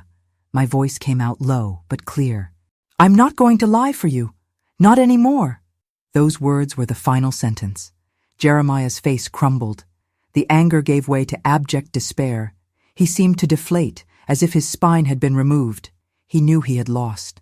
Please, he whispered, his voice broken. Don't do this. Detective David didn't wait any longer. With a swift, practiced move, he took Jeremiah's arm and turned him around. The younger officer took the other hand. And then I heard the sound. The metallic, dry sound of steel teeth locking together. Click. The sound of handcuffs. The sound of freedom for me. And the sound of rock bottom for him. Jeremiah let out a sob, a guttural sound of pure defeat. He didn't resist anymore. He just stood there, his head bowed, his shoulders slumped, as Detective David read him his rights. You have the right to remain silent. Anything you say can and will be used against you in a court of law. The detective's voice was a monotone drone, the familiar litany I'd only ever heard in movies and on television. To hear it in my own dining room, being read to my own son, was surreal. Mrs. Bernice didn't move. She remained seated, a silent and regal witness, her presence an anchor of dignity in the chaos of my life. She was the proof that I wasn't crazy, that I wasn't overreacting. They started to escort him out of the room. As Jeremiah passed by me, he stopped for an instant. He lifted his head and looked me in the eye. His face was wet with tears. Mama, he began. I thought he was going to apologize.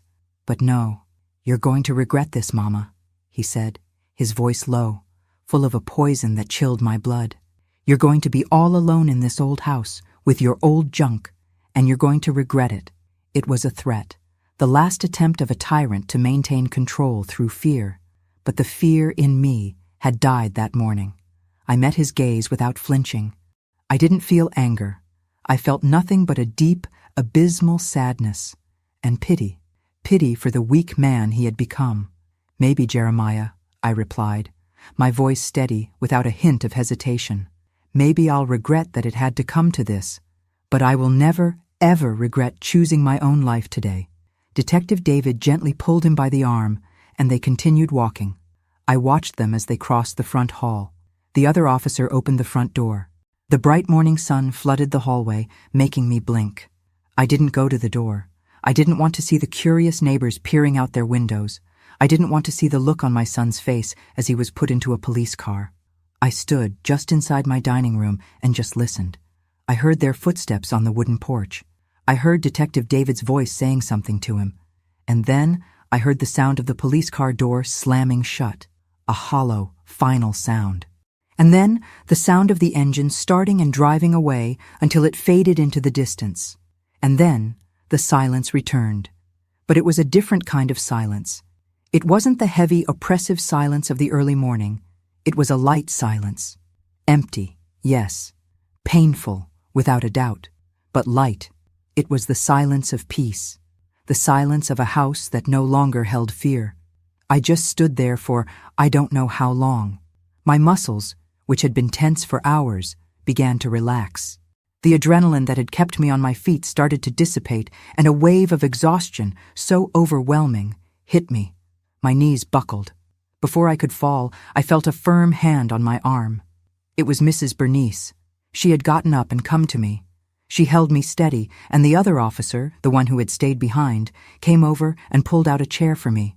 Bernice helped me sit down. "It's over, Gwen," she said, her voice soft for the first time that morning. "It's over."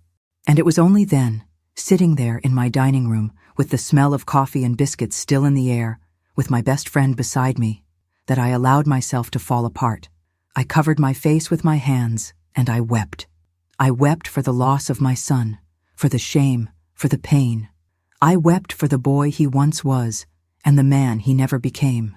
I wept for the loneliness that lay ahead of me, and I wept too, for the terrifying relief of being finally, and absolutely, free. The days that followed Jeremiah's arrest were the strangest of my life. The house suddenly felt enormous, cavernous. Every creak of the floorboards, every tick of the clock, echoed in the emptiness he'd left behind. At first, I kept expecting to run into him around a corner. I'd expect to hear his heavy footsteps on the stairs, the sound of the TV turned up too loud on the sports channel. But there was nothing. Just silence. A silence that, for the first few days, was as deafening as his yelling had been. Mrs. Bernice and my sister Paulette, who arrived from Atlanta that same afternoon, formed a one-woman army around me. Paulette cleaned up the mess in the kitchen, picking up the shards of my ceramic vase with a look of quiet fury. "I'll glue every piece back together, Gwen," she said. "But some things, once they're broken, are never the same." I knew she wasn't just talking about the vase. Bernice, for her part, handled the outside world. She spoke to the neighbors with a short, dignified version of the facts, cutting off any gossip at the root. Jeremiah is unwell and required a serious intervention. Gwendolyn was brave and did what had to be done. The family asks for privacy and prayers. The word of a retired federal judge, my dear, carries more weight than any porch gossip. They made me eat. Paulette made my favorite soups. Bernice brought over slices of sweet potato pie. But the food had no taste. I felt numb, like I was floating outside my own body, watching some sad old woman move through her house. The hardest part was the nights. Lying in my bed, in the absolute quiet of the upstairs, knowing that the room next door, my son's room, was empty. I would imagine where he was. In a cold cell at the county jail. With strangers. With criminals.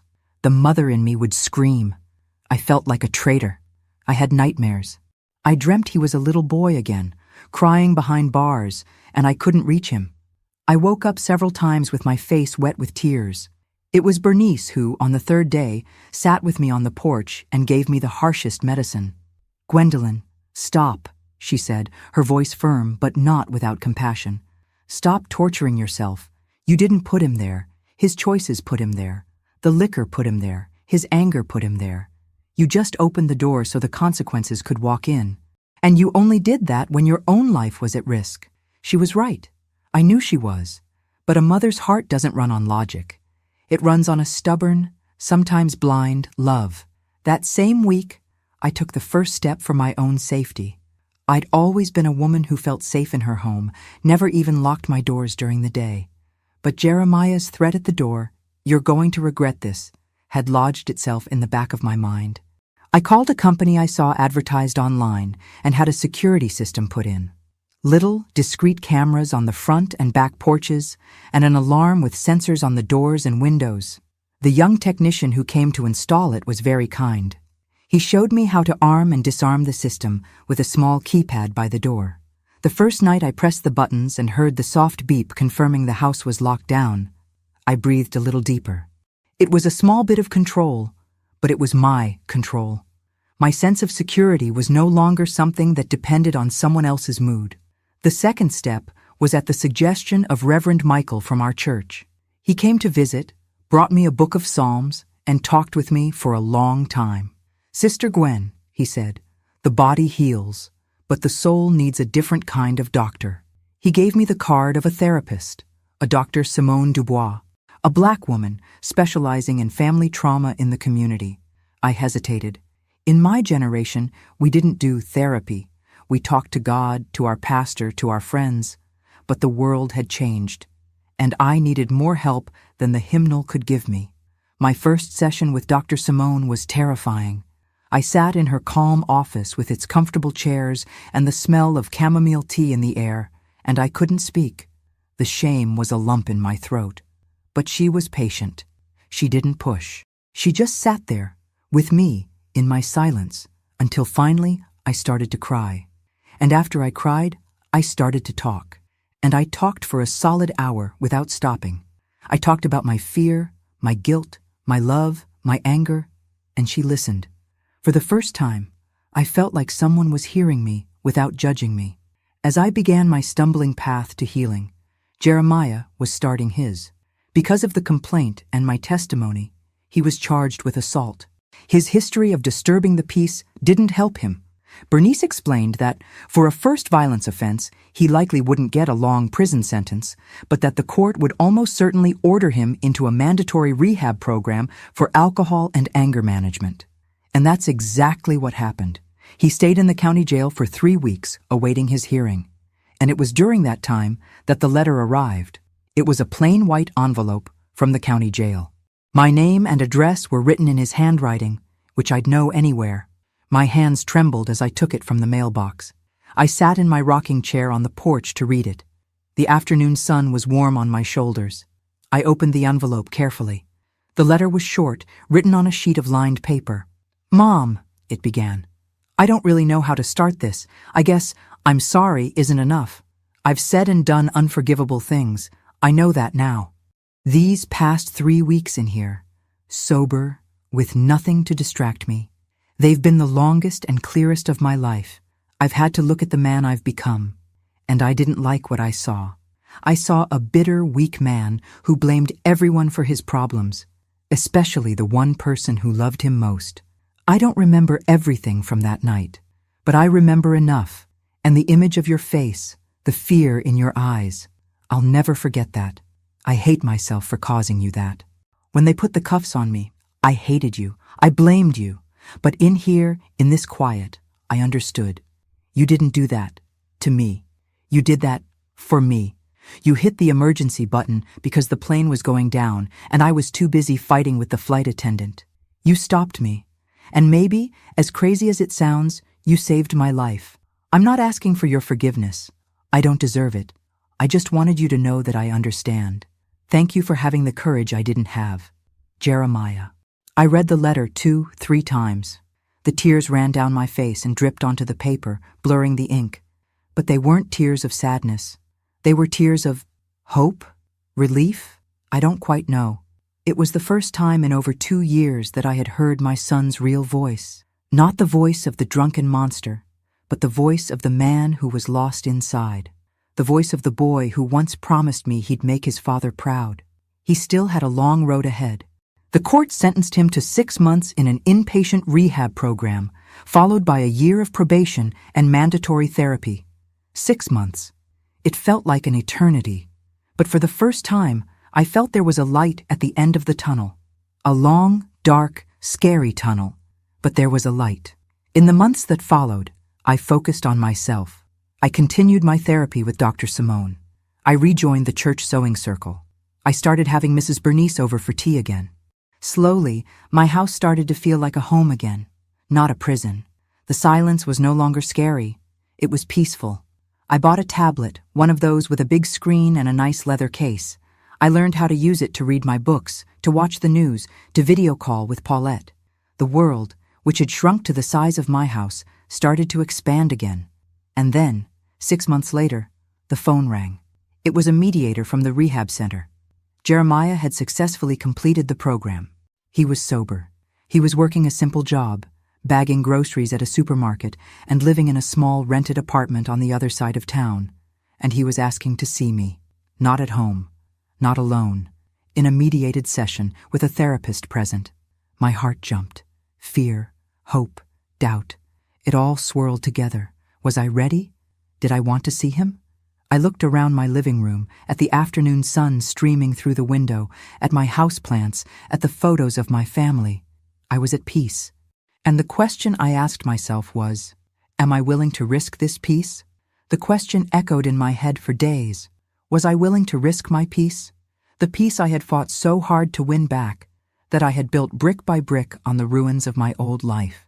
The very idea of seeing Jeremiah again brought back a ghost of fear. A chill down my spine I had worked so hard to forget. I talked to Mrs. Bernice.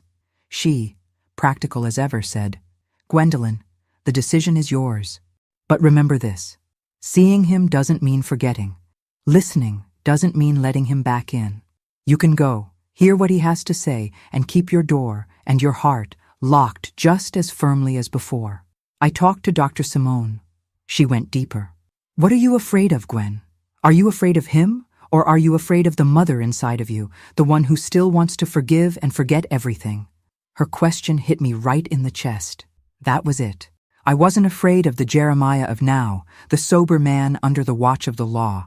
I was afraid of myself, afraid of my almost infinite capacity to forgive, to love, to erase the mistakes of my child. It took me a week to decide, and in the end, the answer came not from my head, but from my heart. I had to go. Not for him, for me. I needed to see with my own eyes if the change was real. I needed to close that chapter, not by leaving the pages torn and scattered, but by putting a firm period at the end. A period that could, perhaps, be the start of a new sentence. The mediation session was set for a Tuesday afternoon at the community center near the rehab clinic. A neutral place, safe. I drove myself. As I drove, I felt my stomach churn. I was wearing a simple cotton dress, and I was gripping the steering wheel so tight my knuckles ached. I felt like I was going to a funeral. The mediator, a kind man named Mr. Peters, met me at the door. He led me to a small room with a round table and 3 chairs. There was a pitcher of water and some glasses. He said Jeremiah was on his way. I sat down, my back straight, my purse in my lap. I waited. Every second was torture. And then the door opened. The man who walked in was not the monster from that night, and he wasn't the smiling boy from my pictures either. He was a stranger. He was thin, so much thinner. The puffiness from the alcohol was gone from his face, revealing the cheekbones he'd inherited from his father. His hair was cut short, and his beard, once scruffy, was neatly trimmed. He wore a simple button-down shirt, ironed, and jeans. But the biggest change was in his eyes. The red, bloodshot eyes of anger and resentment were gone. In their place was a clear but tired gaze, a look that had seen too much crying, a look that carried the weight of a deep shame. He stopped in the doorway when he saw me. He didn't smile. He just looked at me, and I saw both panic and hope warring in his face. Mr. Peters invited him to sit. He sat in the chair across from me, keeping a respectful distance. The mediator began, explaining the rules. Speak respectfully. No interruptions. The goal was not reconciliation, but communication. And then, he gave the floor to Jeremiah. He folded his hands on the table. They were trembling slightly. He looked at his own hands, not at me, as he began to speak. "Mom," his voice was low, almost a whisper. "I know I have no right to ask you for anything, not even to be here, but I asked for this meeting because I needed to say it to your face. I needed you to hear it from my mouth." He paused, taking a deep breath, and then he looked up and met my eyes. "I am sorry. I am so sorry for the pain I caused you, for the fear, for the humiliation. I'm sorry for every yell, every cruel word, every night you spent worrying. And I am so sorry. I am so sorry that I raised my hand to you. There's no excuse. There's no justification. It wasn't the alcohol. It was me. A weak, bitter, cruel me. And I will spend the rest of my life regretting it. The tears were streaming down his face, silent. He didn't wipe them away. In the program, he continued, his voice thick, they make you look at the wreckage you left behind. And my wreckage was you. I almost destroyed you, Mom, and I know that I'm sorry doesn't fix anything. But I needed you to know that I know what I did. I'm not running from it anymore. I listened in silence to every word. I looked for falseness, for manipulation, but I found none. What I saw was a broken man, staring at his own shards. Mr. Peters turned to me. Mrs. Hayes, is there anything you would like to say? I looked at Jeremiah, at my son, and I told him the truth. I believe you, Jeremiah. I believe that you are sorry, and I forgive you. A sob escaped him, a sound of such profound relief it broke my heart. But, I continued, and my voice became firm, forgiving does not mean forgetting, and it does not mean going back to the way things were. That Gwendolyn, the mother who protected you from everything, she doesn't exist anymore. You killed her that night. I saw the pain in his face, but I had to say it. I am your mother, and I will always love you. But now I have to love myself more. Our relationship from today on will have boundaries, strong ones. You have your home, I have mine. You have your life, I have mine. We will not live together again, ever. He nodded, not arguing. We can see each other, from time to time, for a coffee, in a public place. But my house, Jeremiah, my peace, they are no longer open to your storm. You need to learn to be your own safe harbor. It was hard. Every word was hard. But it was the most honest thing I had ever said to him. And so, a year passed. A year of baby steps. We stuck to the arrangement. Every 2 weeks we meet at a simple diner halfway between our homes. We sit in the same booth by the window. We always order the same thing, black coffee for him, tea with lemon for me, and a slice of apple pie to share. We talk about his job at the grocery store, about my garden, about the weather in Savannah. We don't talk much about the past. He's in therapy. He goes to his Alcoholics Anonymous meetings every week. He hasn't had a drop of alcohol since he got out of rehab. The relationship isn't the same. The intimacy, the blind trust of a mother and child, that's gone. Maybe forever. But in its place, something new has grown. A cautious respect, a love with borders. It's a sadder relationship, perhaps, but it's safe. And for me, today, safety is worth more than anything else. Today, sitting on my porch, feeling the late afternoon breeze, I finally feel peace. The house is quiet, but it's a good quiet. It's my quiet. My son is alive. He is sober. And he is becoming, at 42, the man he should have been at 22. It took a terrible act, an immense pain, for it to happen. A mother's love, I learned, sometimes has to be cruel to be kind. They lost everything they tried to steal from me, my peace, my dignity, my home. Jeremiah, in the end, lost his freedom for a time, but in the process, he found a chance to be free from himself. I learned that true love isn't about enduring everything in silence. True love is having the courage to draw a line in the sand and say, I love you, but I love myself more, and you may not cross this.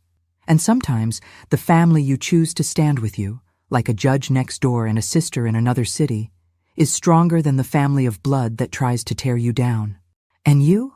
What would you have done in my place? Do you think I did the right thing? Let me know in the comments what city you're listening from.